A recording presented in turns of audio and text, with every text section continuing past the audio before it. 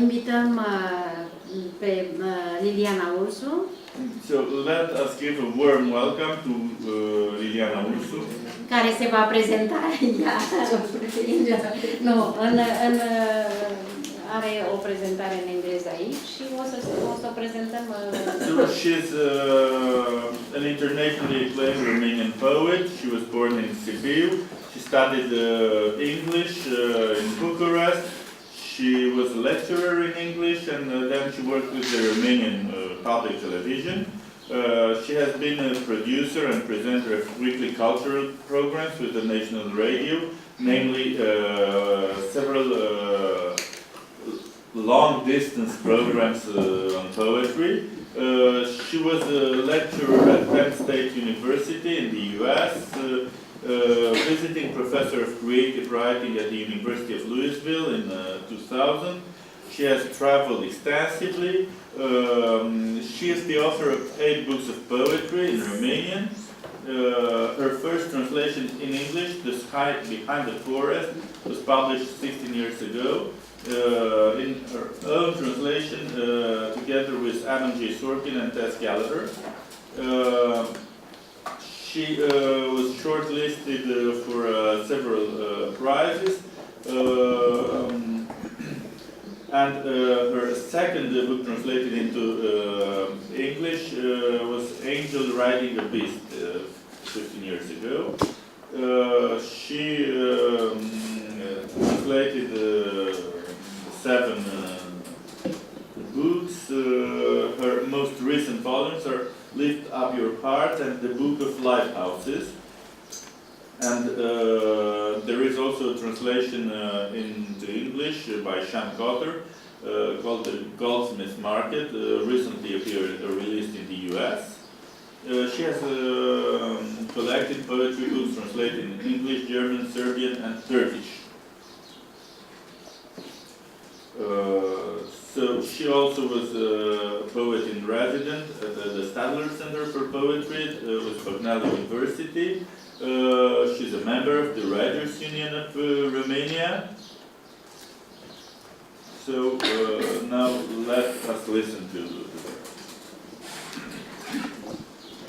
Well, first of all, let me welcome you because you come here under a very bright and beautiful star, the star of poetry. And I loved when Jetta called me and she said we are the Europoems and Poems. So I'm organizing something very interesting here in Bucharest. And so the poet and its poetry always function as a bridge, bridging cultures, arts, stories, and the beauty that we all have in ourselves, and the beauty that always makes us better and more understanding to each other. So traveling and publishing mostly in the United States in the past 15 years, let's say, I had the luck to have wonderful translators down there, among which I would like to mention the wonderful great poet Tess Gallagher, and Sean Cotter and Adam Sorkin, who has translated probably most of our contemporary poets. And you know how important a poet is. And more important for him to travel on his little boat is his translator. So I think that we owe a lot to translators and to their work. I'm a translator myself. When I can't write, I translate. I always tell my students in the creative writing courses that when you have a writing block, just try to translate another poet from another space, live his life, and try to seduce his words and bring them into your own language, and that will make you write again, which is true. At least it's true for me.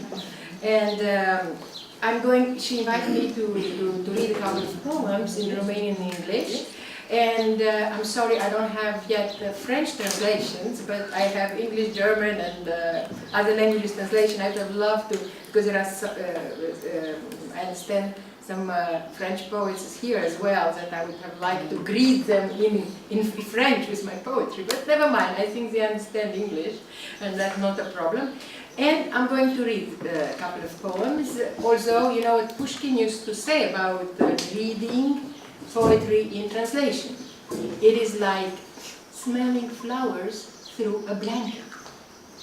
So, very, very little maybe of its fragrance, perfume of the original would come into the other language. But what a good translator accomplishes is to transform the heavy woolen blanket into a very thin silk veil. So I hope my dear translators and friends manage to do this, and you will get a taste of my poetry. So this is one of the latest books translated by Sean Cotter and published by Zephyr Press in Boston, which I launched in the States last year. And actually, I would like to tell you also that I am kind of a, yes, how should I put it? I'm a Christian and I love religious poetry, you know. And religious poetry has become very important for me, especially in the past 10 years. And I think that bringing me closer to God is bringing me closer to everybody on this planet, no matter what religion, what nationality. If we have the divine in us, and we all have the divine within us, and the poets more, I would tend to say, then we are saved and we can live a peaceful and beautiful life on this small earth of us when we think of the cosmos. So let me stop and start with a poem. It's going to be a long poem, it's the longest poem, then I'll give you a very short poem. I was in the States and teaching there, and of course I was alone there, and maybe there were days when I wouldn't speak to anyone, not even on the phone, which did very well for my poetry and my writing time. But every morning I was the radio station tuned on the classic music channel. I love classic music. And that morning it was Beethoven. And suddenly, listening to Beethoven concert, I started to write a poem. And in the end, you will see what happened to the famous concert of Beethoven. So I won't tell you, you'll hear it. So first I will read a bit in Romanian, okay? My poem in Romanian, and then in English. That's okay with you? Yeah? Okay. Concert pentru monahul Vasile. Concerto for Vasile the monk. La radio, concertul imperial. Și Beethoven, încercând cu disperare să mai audă odată în viață, măcar odată în viață, cântecul greilor și al stelelor. Acum Beethoven trăiește deghizat în pescar, pe malul Dunării lângă Far, și din când în când traversează oceanul odată cu vânt și trăiește nevăzut în casa poetului de pe Malcolm Street la numărul 5. El îmi ascute creioanele, el îmi resetează computerul, el îmi șterge tablourile de praf, el îmi tunde gazonul, dar mai ales se roagă odată cu mine, iar eu îi citesc scrisorile fiului meu, poeziile abia scrise sau întâmplări din lumea monahului. Azi am povestit despre cum a fost salvat de turci un călugăr copis de numai 17 ani de către bătrânul călugăr Vasile de la mănăstirea Zograf.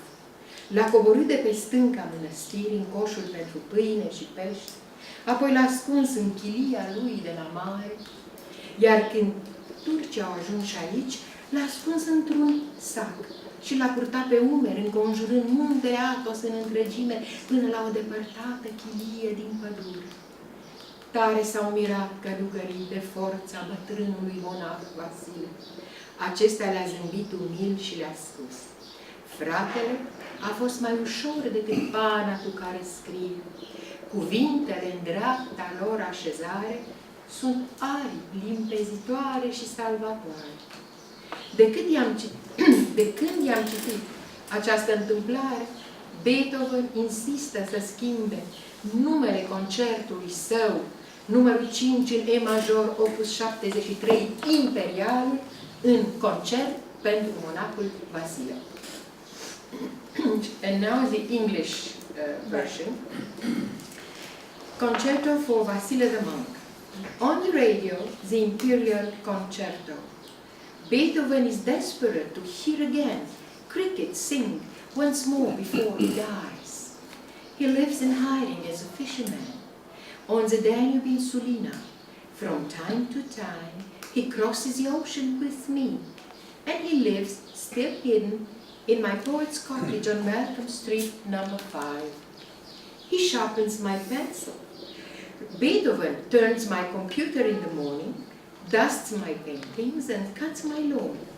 But most of all, he prays with me, and I read aloud to him my son's letters, new poems, or moments from the lives of the old monks. Today I told him the story of a Coptic monk, just 17, saved by Vasile of the monastery of Zografu. He lowered him down the cliff in a basket for fish and bread, and hid him in his cell by the ocean. When the enemies reached his cell, he hid him in a burlap bag and carried him on his shoulders, avoiding the mountains, to a hut far away, lost in the forest. The monks were amazed at the old man's power and strength. He smiled humbly. The brother was lighter than the quill with which he writes. Words are rightly set are wings of clarity and of salvation. That's what words are for. When I read him this story, Beethoven insisted on changing the name of his famous concerto number 5 in E major, opus 73, called the Imperial, to change it to Concerto for Vasile the Monk.